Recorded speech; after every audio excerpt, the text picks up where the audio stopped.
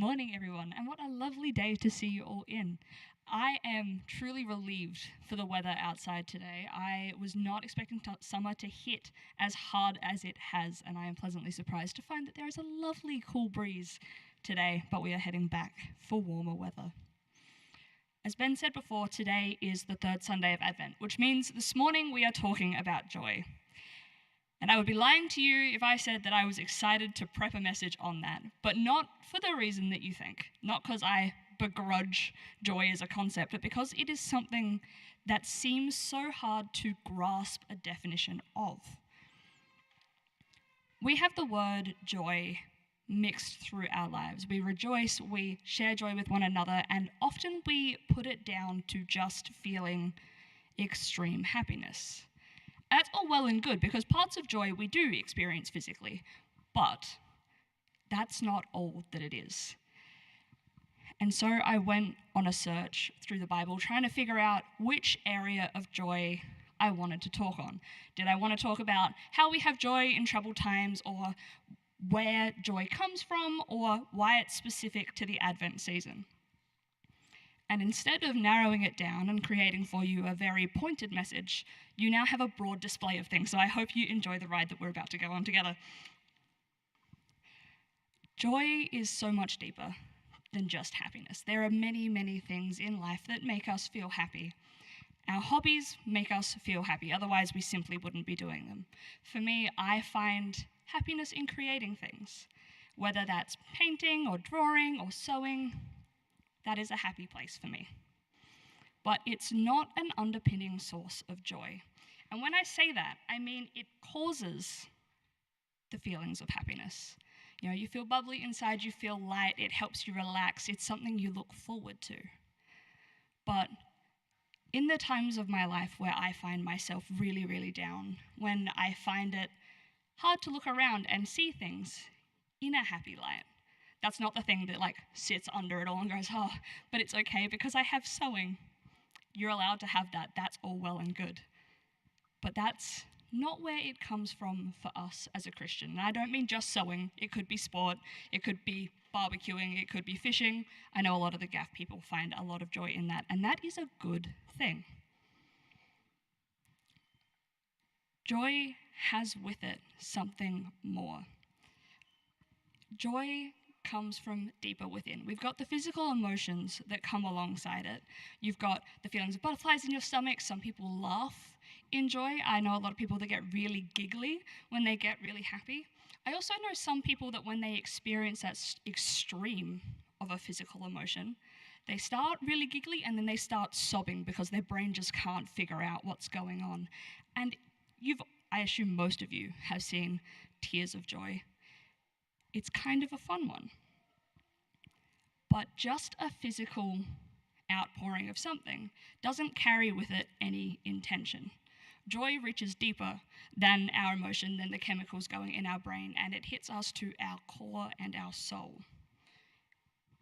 It's not just a sensation, it has with it a morality. It is something that is good. In my lovely adventure through the Bible, finding different examples of joy and reading through devotions that I had found I have a study Bible, so it's got a couple devotions chucked in there.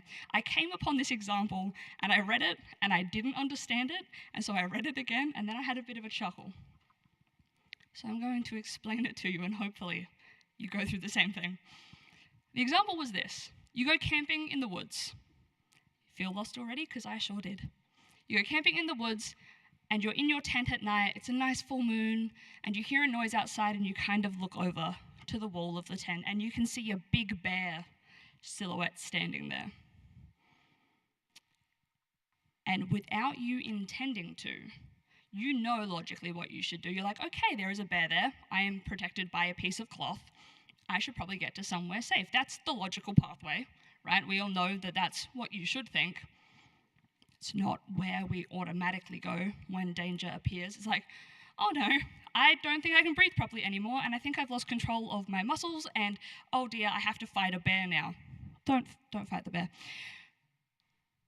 And I read that and I went, hang on, what are we talking about here?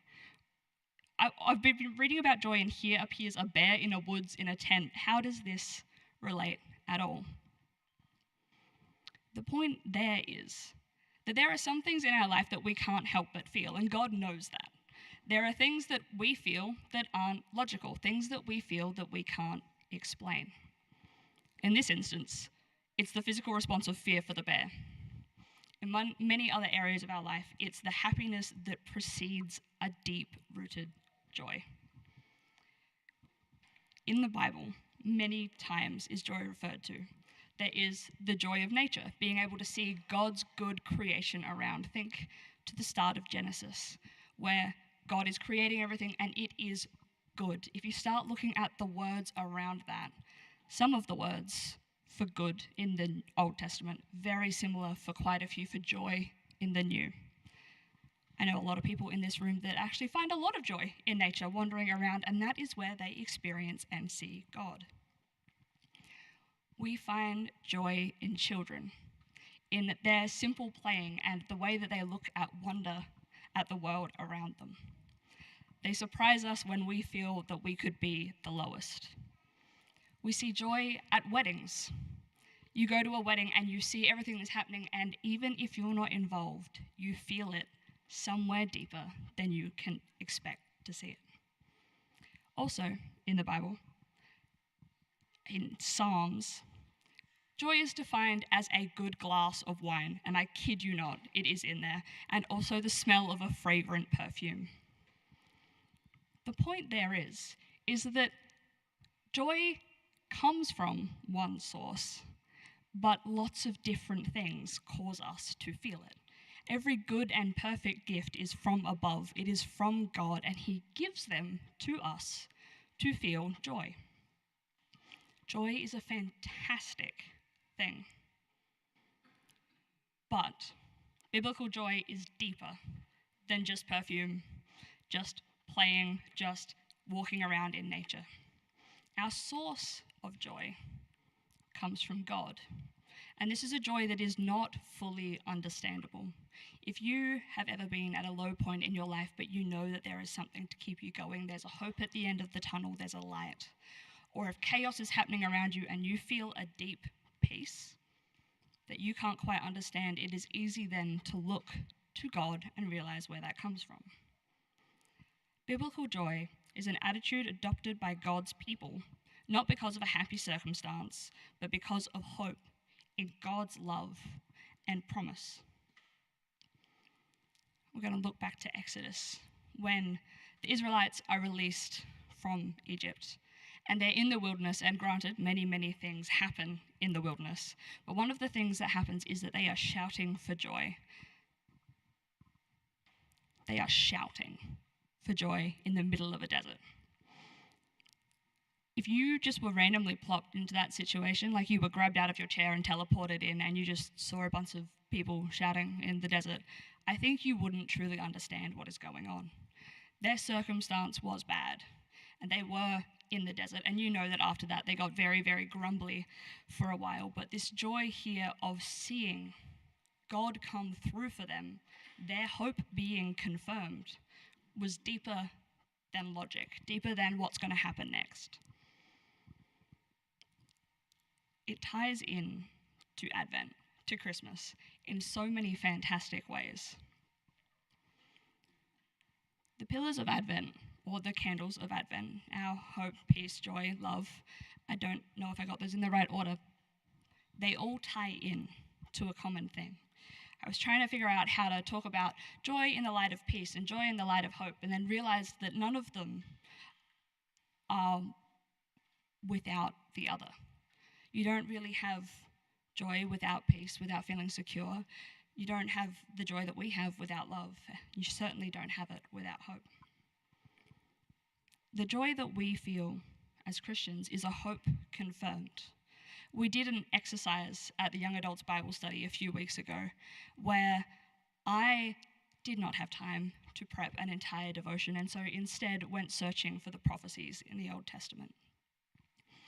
And I went, I'm going to print out all of the prophecies that point to Jesus that he fulfills, and then I'm going to print out the verse references and I'm going to make them match them, and that's going to be our thing for tonight. And I started doing that and I went, no, that's so many. Not doing it. Instead, I took all of the prophecies that are fulfilled specifically in Jesus' birth, just in the birth, just in the first, it's like the first 2 chapters of 2 of the Gospels, and that's it. And it took us about 2 hours to match them all together, to get the title of the prophecy and then find which verse pointed to it. And some verses pointed to multiple and some had multiple verses. And if you talk to Ben, he might tell you that he had a decent time, hopefully. He's nodding. You can look at him, it's all good. My point there is, all of the Old Testament, the second that Adam and Eve stepped out of the garden, there is this promise of renewal, this promise of being able to return to God in the same way and be in companionship and presence and relationship with Him. And then, apart from a few select people, which we have stories about in the Old Testament, everyone else is without this hearing the promise of the Messiah to come. And they have hope in that. They have something to look to, a hope to feel sure in. And that was a source of joy for them. But we have something greater than that. We have the joy of that hope confirmed in Jesus' birth. We see that has happened, and we see the effect of it around us. In Luke chapter 2, verse 10, angel appears to the shepherds and says, "Good news that brings great joy." Not okay news that brings some happiness for a limited amount of time, but this is great news that will bring great joy. That God has become human, dwelt with us to love us and save us. And this good news remains true to this day and brings the same great joy. This joy is reasonable in the darkest of circumstances because love overcame death itself. The joy of faith is hope in the dark, God with you in the mess of it all. I know that a lot of us feel joy in the Christmas season, but a lot of us also feel grief. We lost my nan last year, and she was the person who orchestrated Christmas for my dad's entire side of the family. And if you remember back to last Advent, I probably spoke about the exact same thing. She had a theme for every Christmas, and by theme I meant there were colours, and there was a part of like the Christmas story that was the main focus. One year we had to all wear light blue and silver or white, and the donkey was the theme. And while that sounds weird and a lot of effort, and to wear light blue and white on Christmas feels a little bit weird, she made it something truly special. And she is no longer with us. She's in a far better place than we are here. Jesus tells the disciples and also everyone crowded around him that even though John the Baptist is the greatest that they have seen, he is the least in the kingdom of heaven. We feel great grief during Christmas of the people that we have lost, that we wish were here. But they are in a far better place. And Jesus doesn't call us to ignore that feeling. Paul is many times we see imprisoned in the New Testament. And we are not called to put aside the grief, to feel the joy of Jesus. Paul has sorrow constantly, yet rejoicing. God sees us in our mess, acknowledges our pain, but we trust in Jesus and we feel that joy anyway. It surpasses all understanding. So, when you look to this Christmas season, to the chaos around it, to all the people scrambling to get the gifts and show other people that they love them through something small that they bought or through the food that they put in to make, or you sit at your table and you go, I miss the people that couldn't make it here this year, the people that didn't do the drive or the people who once were here. I encourage you to remind each other that the joy that we have, the joy that we celebrate today and the joy that we celebrate at Christmas is the hope confirmed of Jesus coming. God being present with us and dwelling with us and loving us so much that he died on the cross. I encourage you to feel all of the things, the happy, the sad, and all of the bits in between, and remember the source of joy, the way that it makes you feel. We are going to continue in our service very shortly. Something else that we will get to later, we've got Joy to the World coming. We join in singing so many carols during Christmas, and I have a deep love of Christmas carols. If you see Holly around anytime soon, we went on a mission trip together. You ask her how long I sung Christmas carols for after Christmas. It was incessant. My point there is, people since the beginning of time have been singing praises to God and shouting for joy from this place that they truly don't understand themselves. And so we join in the chorus of nature and many others that shout for joy for God, for Jesus' birth and this great love that we have for one another.